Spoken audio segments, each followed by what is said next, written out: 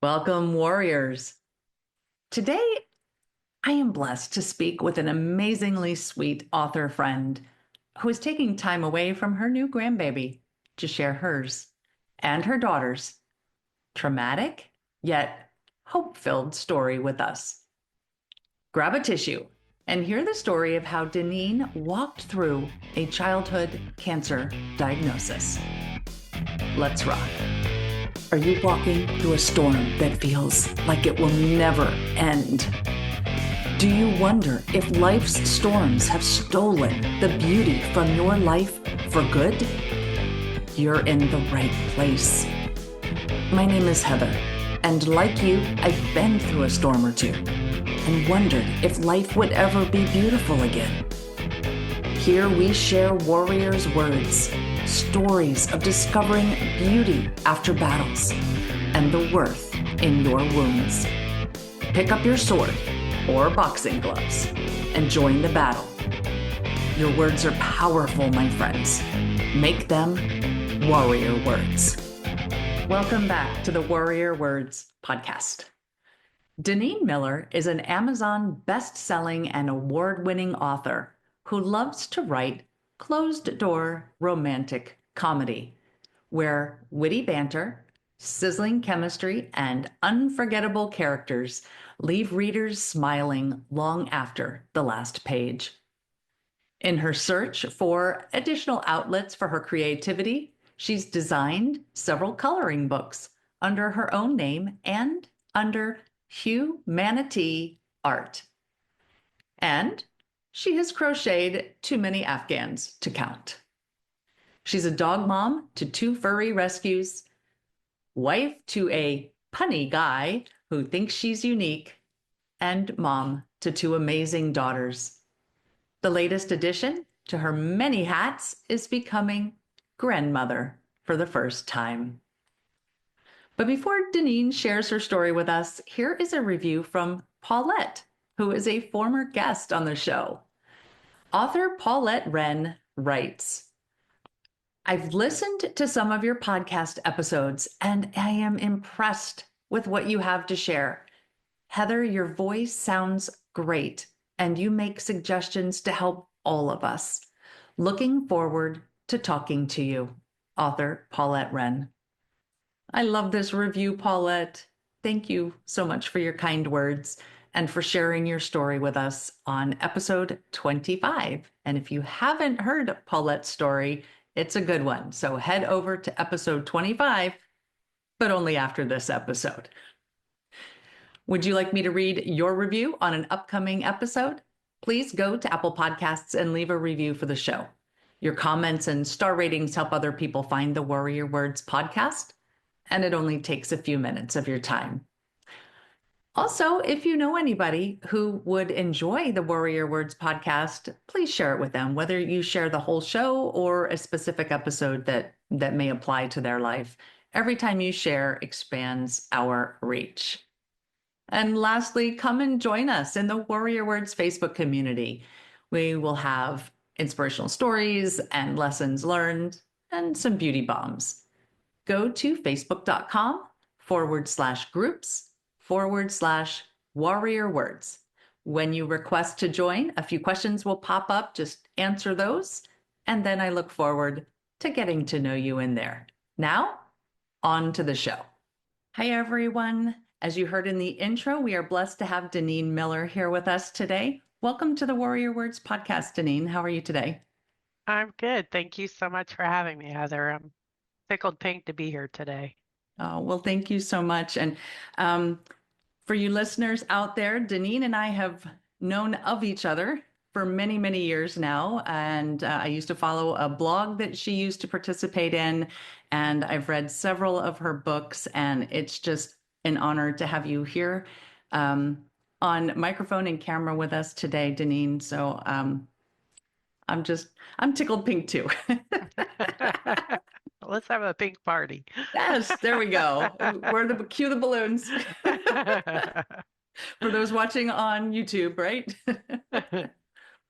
All right. So I asked Dineen to come on because she has a different perspective. We've talked about Some people who have lived with cancer and their cancer diagnoses. And we've talked to some people who have lost parents, um, also due to cancer. But Deneen's perspective is a little bit different. So I'm not going to give it away. Denise, excuse me, please.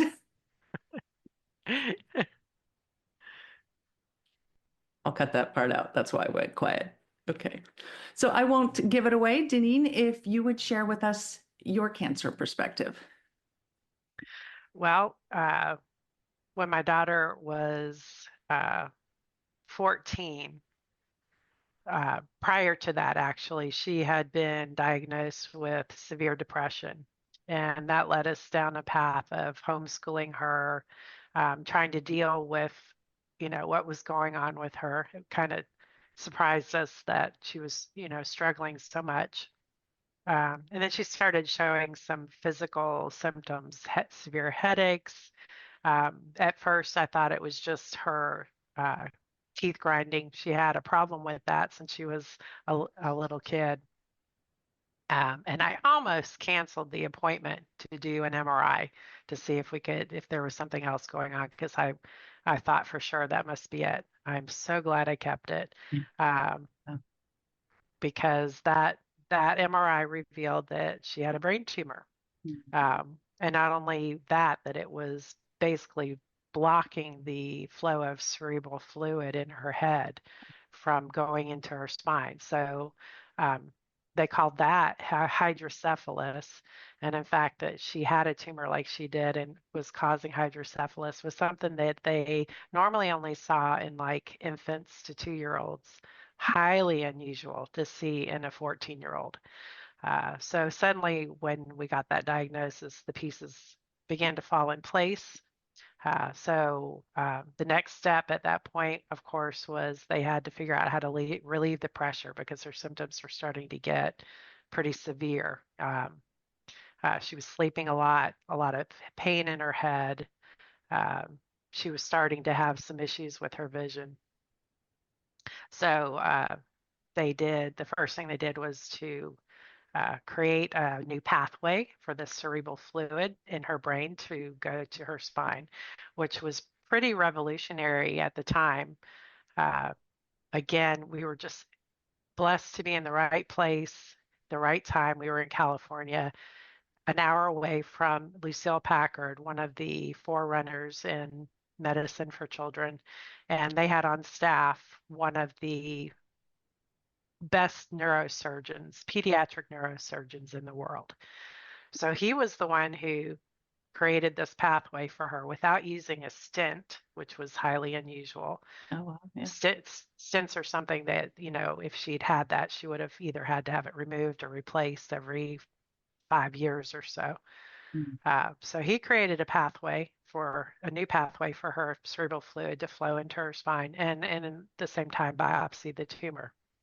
And that's when we found out at that point that they considered it a grade 4 cancerous malignant Wow. tumor.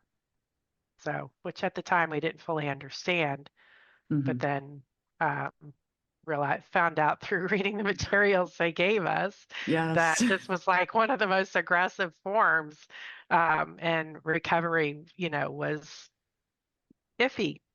Mm. So that was our first exposure to realizing that there was something very serious going on in our teenage daughter. Right. And yeah, you mentioned the reading material. That was the first thing that popped into my head is you walk in there, you have no idea really what you're dealing with, and they bombard you with Yes. all of this stuff. And you get, we should have like honorary medical degrees after going. Within the first 2 weeks, we had her file was like 2 inches thick. And I remember walking into yet another doctor's office for some other aspect of it. Lucille Packard had this intense structure where you were basically assigned to a full team.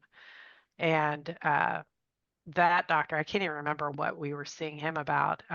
He held up the folder and he said, I've never seen a folder get this thick in so short a time.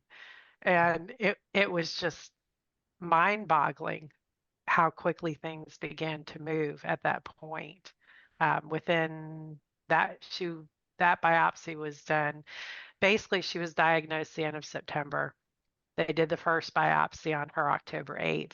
October 22nd, they did the full surgery to remove the tumor.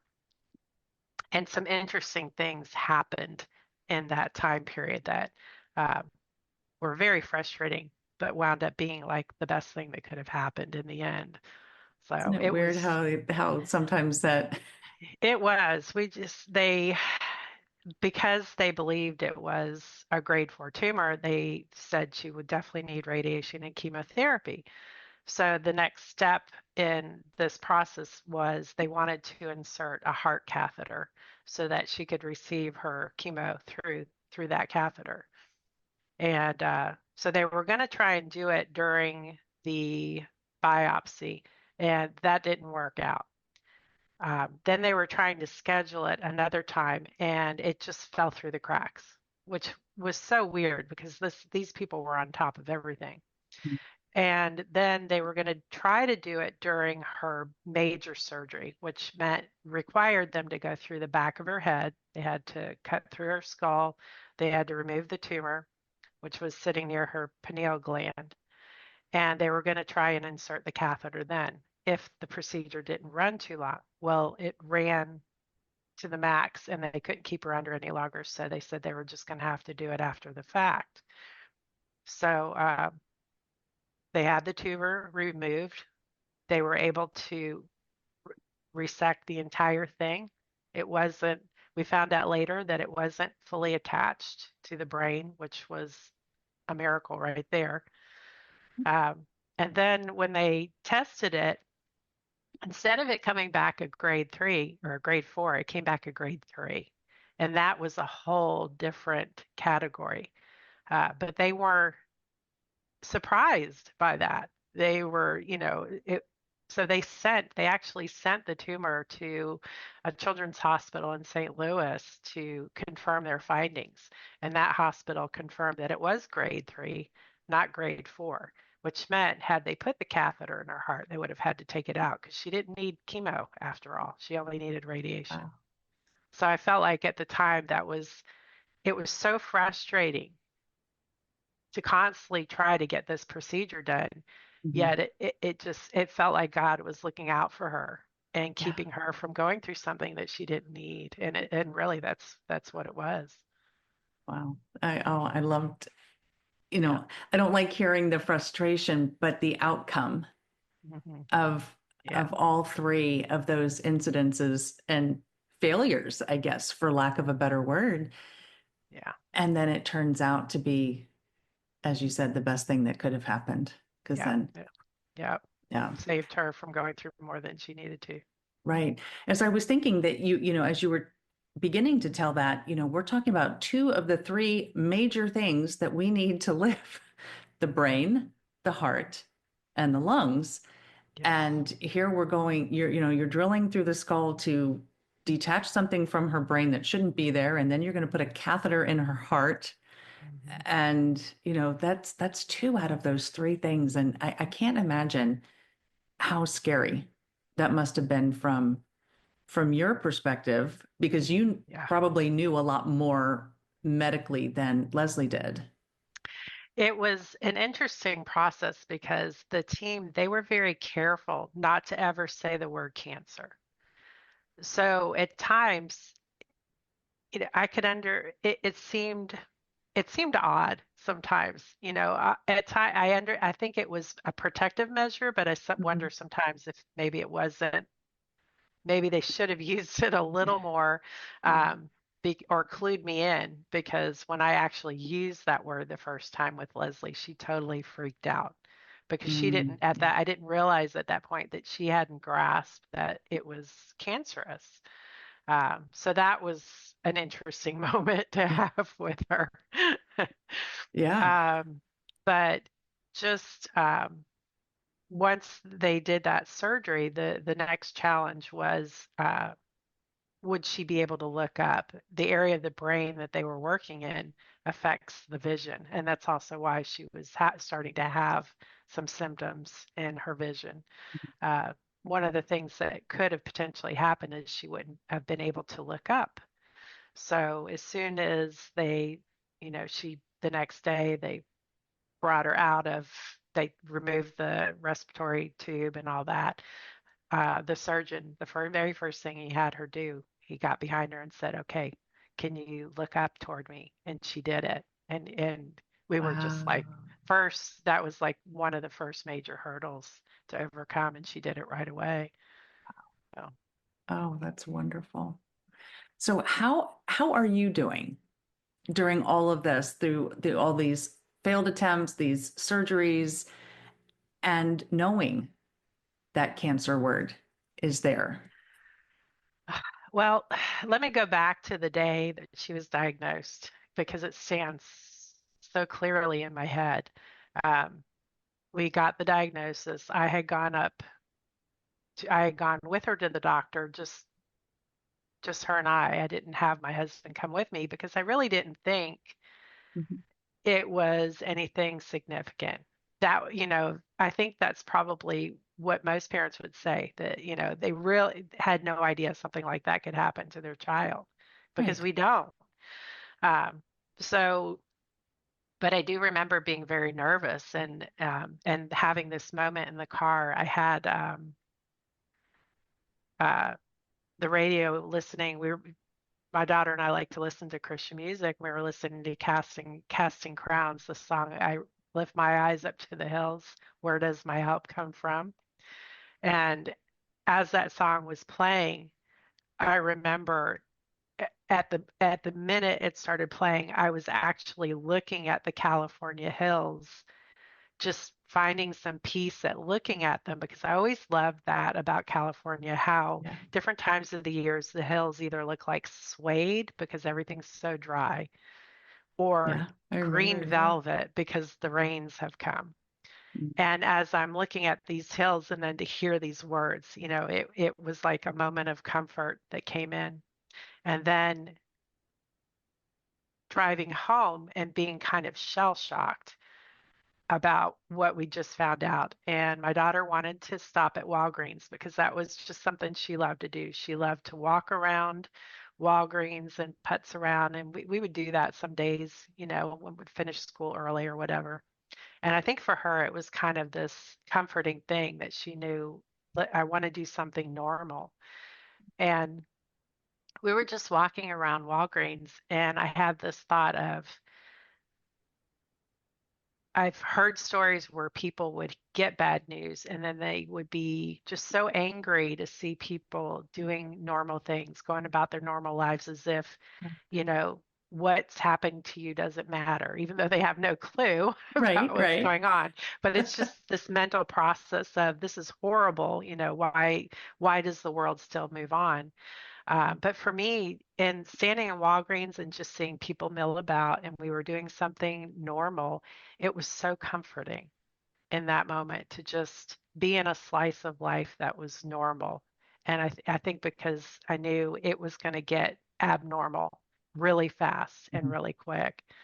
And it did. I don't think, when you're in that place, there's really not a lot of time or room for thinking of yourself, because it's about your child and their life being in jeopardy, and that's all that matters, is moving on. And let's get this done, then we get ready and we deal with the next thing, and we keep moving forward and we keep moving forward, and we do one thing at a time.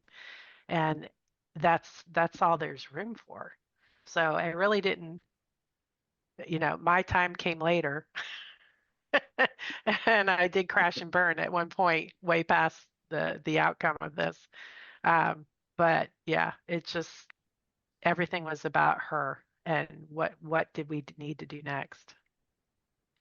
I think that's what we moms do. We go into Wonder Woman mode, or something, and we just take care of our kids. Yep. Yeah. And we do put ourselves last. And but I Hmm. think in that case, That's a little different than saying you put yourself last because your kids have gym practice or baseball practice or something. I think there's a there's a different way of looking at it. We just go into this superhuman mode Yeah, and like you said, take each thing as it happens one day at a time and you just do it. You right. just do it. Yeah. So, okay, so she's had the surgery and she doesn't need the catheter and you said she didn't need chemo or radiation after that? She needed radiation. She She did. did do, yeah, she Okay. had 7 weeks of radiation. She she had her very last, let's see, so that was in September and October that all of her surgeries all happened in October. This was in 2008. Um, and then she, after some recovery, we had a little bit of a scare in her recovery. They took her off the steroids a little too soon and her brain started to swell. So we had to make a beeline for the ER one night. That was a bit scary, very painful for her, obviously. Mhm. Thankfully, once they got that figured out, she was okay. She started the radiation treatments and she had her very last one on Christmas Eve. Oh, wow. So she finished it, and then February, I think it was February 4th. It blows my mind that I remember these dates so well when I can't even remember what I did yesterday. Um, so, I can so, relate.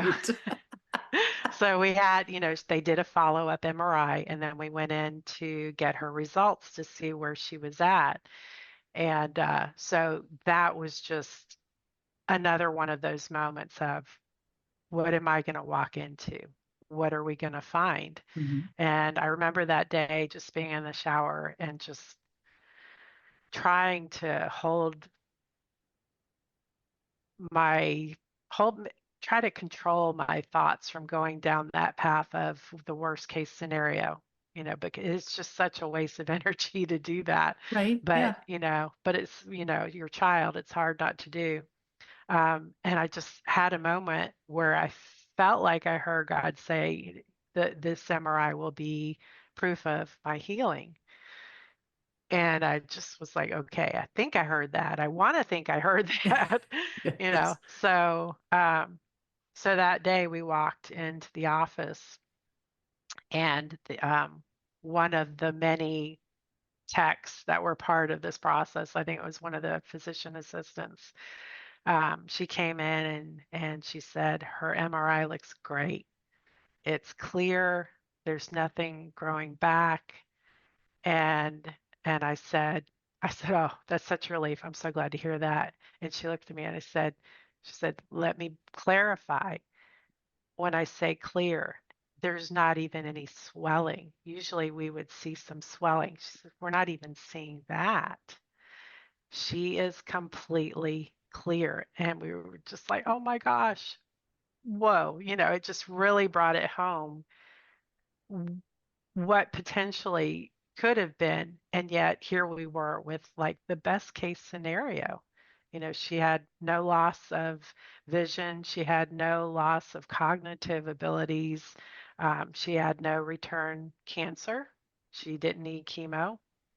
Um, it didn't mean the recovery process after that was easy. We Mhm. did face some hurdles after that.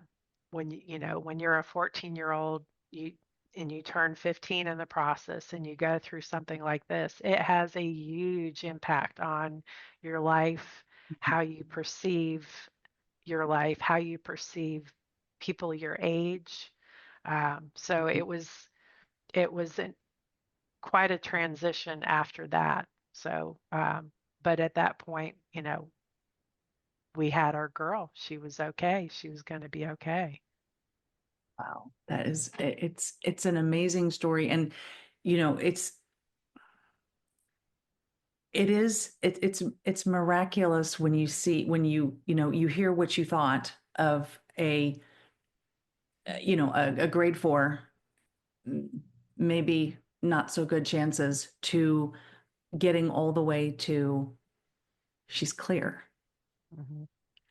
Yeah. And when you look at the two bookends, it's like, wow, that's amazing. It's incredible. And then you look at each step along the journey, and there were pluses and there were minuses, and it's a whole journey. And you know it reminds me of something actually that I heard today about how God doesn't work in straight lines. Mhm. And it's like you had these steps forward and these steps backwards and maybe steps to the left and to the right, and but you eventually made it to that wonderful, wonderful MRI report. Yeah. So Yeah. that is awesome. So I do want to take a step back to something that you said, because a majority of the listeners of the podcast, I just got my Spotify Wrapped, and it said a majority of my listeners are women, and they are over the age of 40. And so that would mean that we have probably a lot of mothers that listen. And so if we could take a step back to something you said about crashing and burning later, Mhm. afterwards, I think maybe that might help, like your experience might be able to help someone who may be dealing with this type of journey with their child, or just stresses and traumas in general as a parent. Can you speak Right. to that moment, how that happened and how you dealt with that? Yeah. You know, it didn't really happen until several years later. Um, we walked through that with my daughter. So we had a lot of angst before we found out what was wrong with her dealing with depression. And then the aftermath afterwards, we had our daughter, she was okay. But like I said, it really changed how she felt about herself, about her life. She didn't fit into a normal high school anymore. Um, we wound up moving her into a charter school that was predominantly kids who were, off the streets or dealing with difficult situations at home, teen pregnancies, that kind of thing.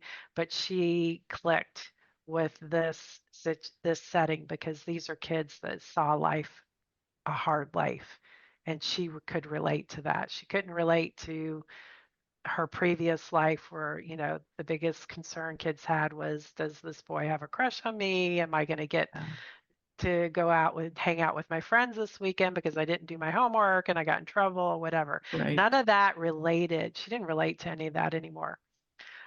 So it took a while for us to figure out, what she needed and how to move forward in that. Um, but I think, so walking through that, we tend to hear these stories that, that recovery and everything's hunky dory, but there is a process of recovery that I think we don't realize is as important as the the cure, going through the rescue or whatever the procedure is that saves our lives. We don't realize that there's more to walk through afterwards. So that took a toll. Um, and I'm the kind of person that, that there something needs to get done. I'm in there and I get it done. I'm not great at asking for help either. So I I will can take relate to that one. right. I will take Yeah. some responsibility for the fact that I wound up crashing and burning. Um, the problem of it is sometimes we don't know what we need. And that's what I think was a big part of it. Um, when people would say, what do you need? What can I do to help? I had no clue. I didn't know what to tell them. I remember right after we got the diagnosis going to church, and the pastor's wife asked me, what can I do for you? And I just looked at her and I couldn't even speak. And just my tears began to fall. And she just grabbed my hands and she said, I'm bringing you dinner tonight. And that was just such a gift, just Yes. so, I would say, for like anybody listening who has a friend or a loved one that's going through something, don't wait for them to tell you what they need. If you can insert yourself and bring things that you think they'll need, don't worry about whether they're going to get upset because more than likely they're going to just be grateful that you thought of something they'll need because they couldn't even think about it because you're so focused on the problem and dealing with that. You have no more mental bandwidth to deal with average things like getting to the store, making food, doing your laundry. All these things just, become very unimportant because you're so focused on what the crucial issue is and figuring that out, dealing with it, living, surviving it. Mhm. Um, so dealing with all that, the aftermath of helping her get back to normal, because, her whole head was shaved. So then it was, dealing with her self-image and um, relating to friends that wanted to be there and then ones that just didn't know how to be there anymore because it was such a major deal. Um, and then in the process, so I mean, there were not long, I'm trying to remember things that went on. There were other things that started happening. Job loss, I think, was one of them for a while. And then our oldest daughter, got married. so, so then, so it was like the beginning of 2014, everything caught up. And I crashed and burned in a big way. And it was a combination of my health just slammed to the ground. We thought it was related to thyroid. I wonder sometimes if I just went into adrenal failure or something like that, based on my symptoms. And it took probably at least a year or two to recover because I was just that first 6 to 9 months, I was just pretty much constant anxiety and anxiety attacks round the clock. It was not a pretty picture. So, No, but yeah, I, you mentioned adrenal failure, and of course that goes back to that whole superhuman Wonder Woman syndrome, and you're yeah, running on adrenaline, yeah, and that's what you're running on, and I'd be willing to bet because I mean I went through my own cancer journey, and I know myself that you go during the day and do everything that you have to do, and by the time you get into bed you crash. mhm, And sometimes you allow those feelings to wash over you, and other times you just can't because you just mhm, are so weary that you just fall asleep, or you can't do it. yeah, yeah, So so thank you for sharing that experience with us, and I pray that it helps someone, like you said. Well, you mentioned asking for help in two different ways. One, you don't know how to ask for help because you don't know what you need. And then mhm, other people asking to help mhm, because they don't know what you need. They don't know right, exactly what to ask. And it's this, you don't have time to explain to them, look, I don't even know what I need because I yeah, don't know what's going on. yeah, And so I think that is good advice. Just bring them dinner, yeah. just do Go their to the laundry. store. Yeah, do their laundry. Go to the store, grab some Yeah. basic groceries. Think in terms of what you might need if you were in a crisis and do that. And the thing of it is, so, maybe it's not exactly what they would have wanted, or it's not the exact groceries they would have bought or whatever, there's two aspects there is that you're providing help, but you're also letting that person know that you're there. They're not alone.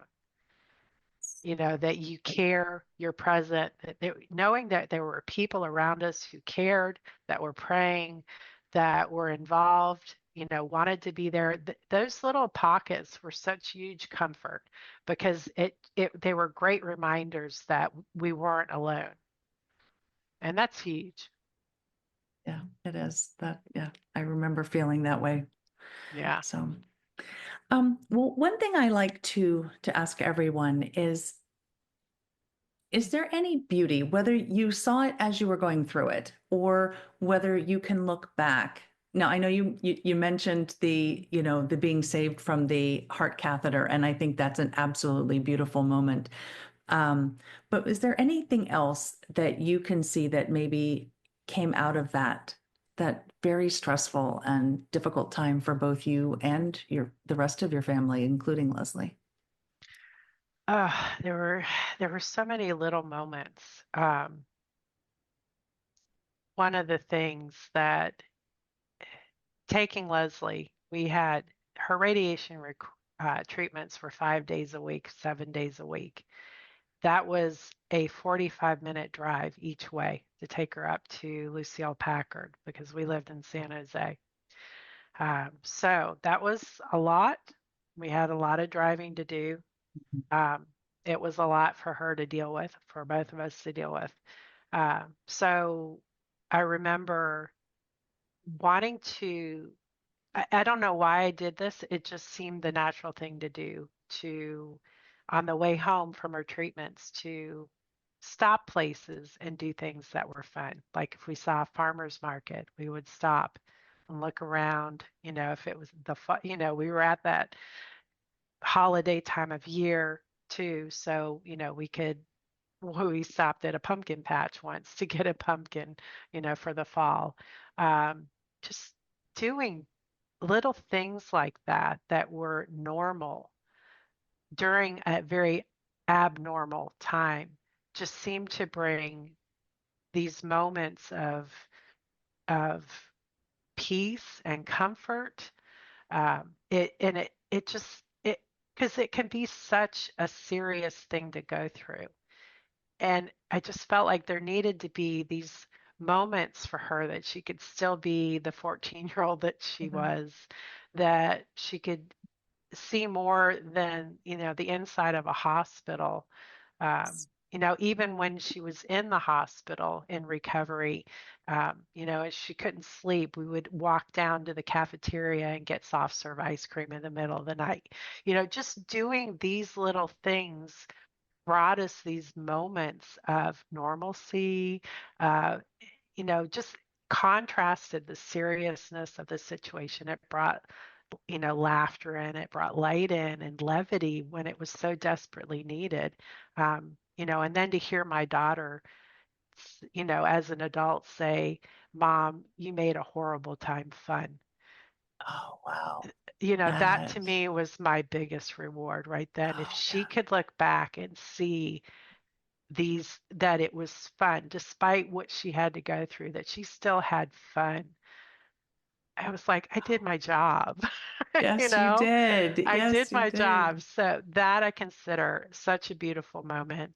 Um, there was a moment in the hospital when she was in recovery, before she went in for her big surgery. She said she wanted to see um, she loved the movie Oliver and Company. She wanted to see Oliver and Company, and we knew the hospital had a video library. So I said, "Okay, I'll let them know that you want to watch Oliver and Company when you're when you're in your room recovery because they had DVD players, Mhm. VCR, and TVs there for it was children's hospital. They were well equipped, Yeah. except they did not have this Oh, movie. no. So, so I was like, okay, well, I can't buy it because at the time Disney was doing they would only allow a movie to Oh, be their available vault every thing. yeah, the Yes. Disney Vault, 7 years. I was like, okay, this wasn't the year for Oliver and Company. So I called a friend and because I knew she had a lot of Disney DVDs, and she had it. I was like, great. And she said, I'll bring it up to the hospital. We're coming up to see Leslie. It's like, perfect.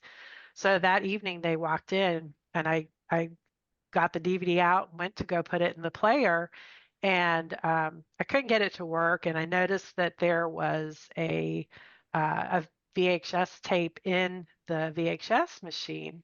So I just popped it out. What do you think it was? Oh, no. It Was was it? Oliver and Company. The hospital had Oh, no idea wow. whose it was. Nobody knew whose it was. It was just there. So I'm like Oh, holding the D. I turn around to my daughter and I'm holding the disc, the DVD disc that my friend brought, and I'm holding the VHS tape that I have no idea how it got there. And I'm looking at my daughter and tears are just streaming down my face. oh, And I show them to her wow. and I said, this was Oh, just here. And she looks at me, she goes, "Yep, Mom, God was looking out for me."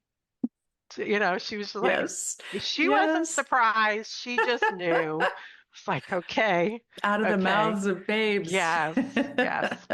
Oh, And I think, our biggest joy is right now. She just had her first child, and that was her dream, was always, even back then, was to be a mom. That's the one thing she wanted more than anything, was to be a mom. and now she And is. and now she is. We weren't Oh, sure if that was going to be possible at one point. Um, and now she is. She has a beautiful 3-month-old baby boy that just lights up my life. And it's that happily ever after ending in my book. She's walked through fire, and yes, now she gets to be a mom. she gets her dream. Yeah. Oh, okay. Let me wipe the tear away. There've been a couple times during this conversation that I've gotten chills. So, yeah, it's just an absolutely wonderful, hard but beautiful story. Yes. And now she gets to be the mom, and Mhm. she gets to walk with her son. And Yes. um, oh, I'm just going back to being tickled pink again. So, Yeah. Me too. Big time. oh, well, I also want to ask a little bit about you because I know I mentioned in the very beginning that I've read some of your books, and I know you actually just recently released a new one. Do you have, Mhm. I see them behind you. Do you have a copy of the most recent one right behind you? Oh, I do. I do. That's this one. Yeah. The hockey one. And I have Yeah. been on Dineen's email list forever. And when she was learning about hockey and Yes. I've been to one hockey game in my entire life, and I almost got hit with the puck. There Oh was no. plexiglass right in front, and of Thank course, goodness. my date at the time says, "Well, they just put that up last year, just so you know." I was Uh, like, "Oh, good. I'm so glad. I didn't want to be hit." right, right. And I never went back. Oh, oh yeah. Yeah, So, I love writing rom-coms now. And I had read, I'm always reading them, of course, because I just love them, and read a couple hockey rom-coms and was very intrigued. So I thought, I really want to find out what this is about, and could I actually write one? So I figured I can't write one unless I'm interested in the game. And so I started doing research, and then the next logical step was to watch a game. Did not expect to fall in love with hockey. Oh my gosh. I love this game so much. Got to go to my first game. Um, and writing this book was such a trip because I got to put all that hands-on research in the book. But I also got to, there's an aspect in the book that deals with the hero in the book, his estranged father, and it has to do with mental illness.